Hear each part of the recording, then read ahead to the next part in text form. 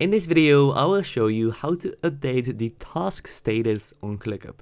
Now, this is actually very easy and done within a few seconds.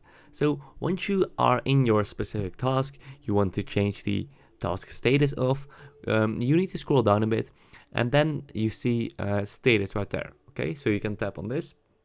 And now you see the status in research, and then you can tap on this button right there, and now you can mark this as complete. And now, as you can see, the status instead of in research, now the status is closed in this case, so it is completed.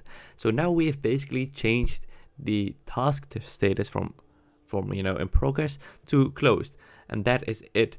You can of course also create custom statuses yourself, but that is not necessary for now, since we just want to update this task status. So I hope this video was helpful. If it was helpful, please subscribe to the channel, and I will see you guys in the next video. Bye bye.